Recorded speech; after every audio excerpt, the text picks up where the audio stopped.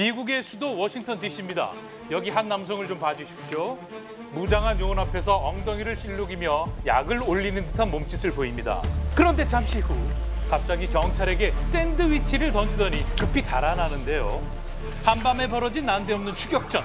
요원들이 놓칠세라 그 뒤를 맹렬히 추격합니다.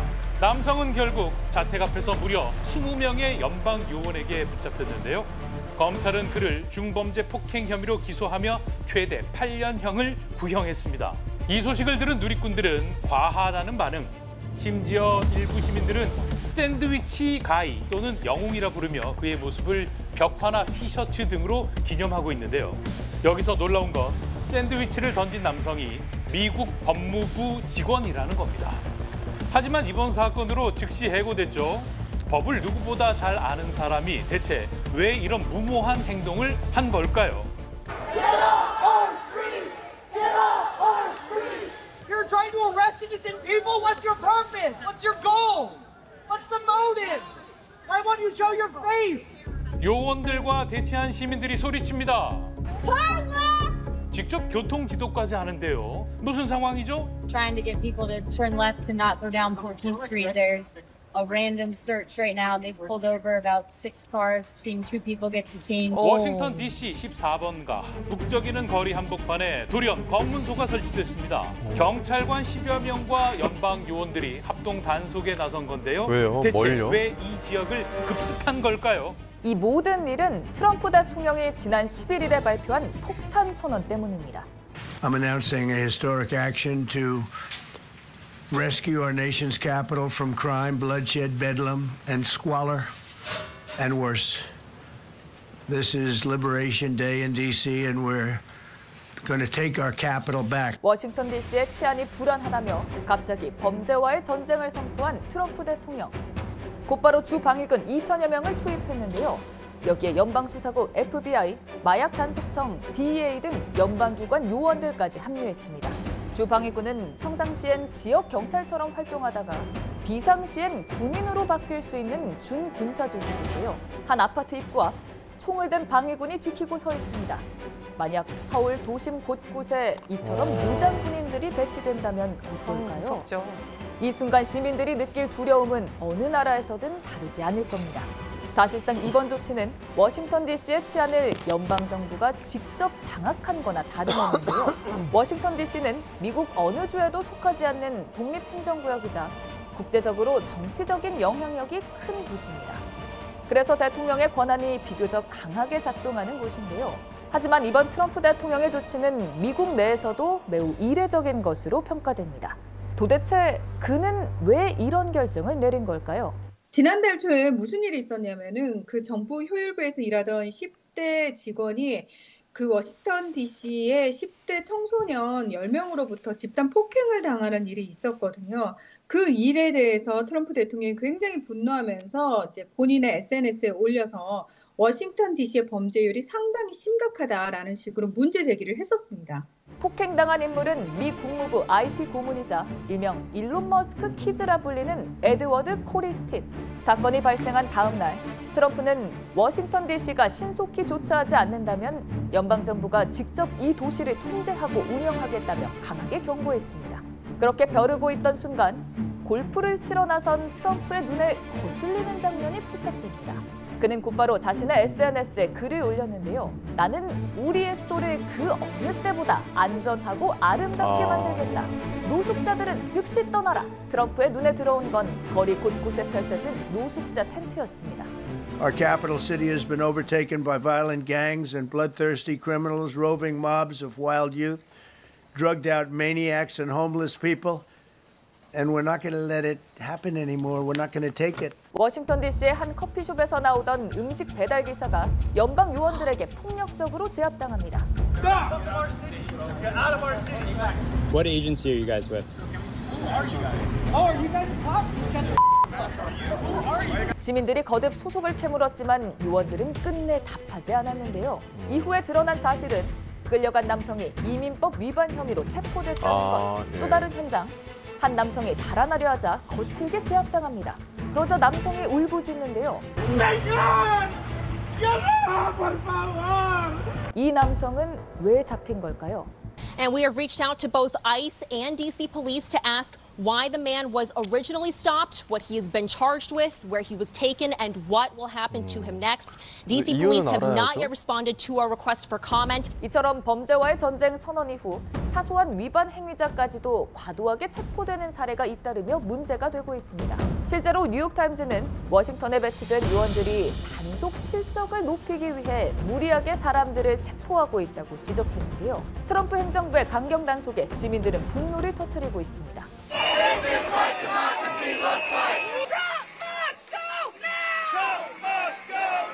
이렇게 민심이 흔들리는 가운데 최근 트럼프가 향한 곳이 있는데요. 여기는 워싱턴 DC에 투입되는 군과 경찰이 한데 모인 현장입니다. 박수갈채와 함께 트럼프 대통령이 등장합니다. Well, I just want to thank everybody very much for being here. I wanted to do this. We've had some incredible results. The results have come out, and it's like a different place. It's like a different city. It's the capital. It's going to be the best in the world. We're going to do what you're doing with law enforcement. It's a healthy, attractive looking group of people. 그런데 전날에 부통령과 국방부 장관이 예고 없이 현장을 찾았었는데요. Fuck you, Pete. Fucking Nazi.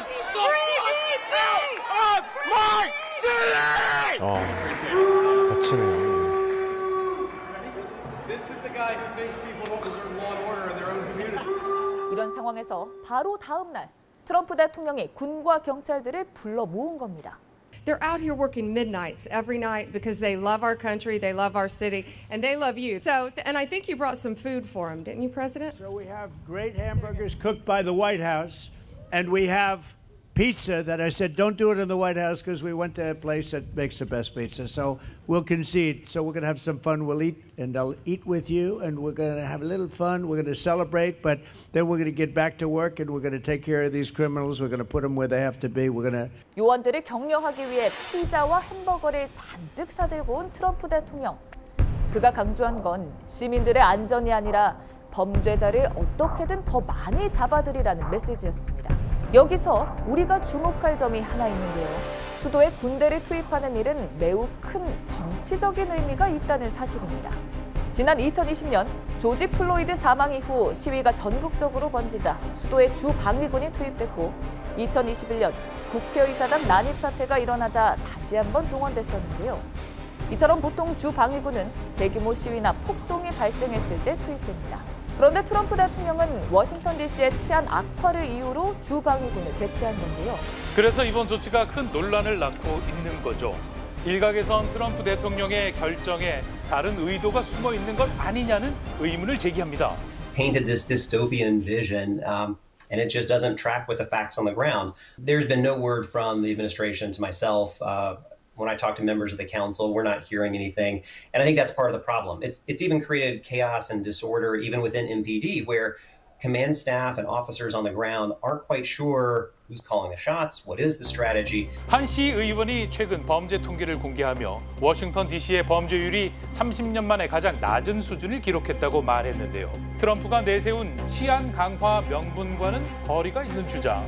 정말 그에게 다른 속셈이 있는 걸까요? 지난 6월에 주방위군을 가장 먼저 투입했던 캘리포니아 주도 그렇고 이번에 또 주방위군을 투입한 워싱턴 DC도 그렇고 공통점이라고 한다면은 민주당 지지세가 상당히 강한 곳입니다. 그래서 사실은 트럼프 대통령이 정치적 이유를 좀 가지고 이런 행동들을 하는 게 아니겠느냐라는 얘기가 나오고 있거든요. 그래서 민주당 지지세가 강한 곳을 좀 억압하고 좀 압박하는 식으로 해서 본인의 정치적 이익을 얻기 위한 목적이 강하다. 워싱턴 DC는 미국 내 대표적인 민주당 강세 지역입니다.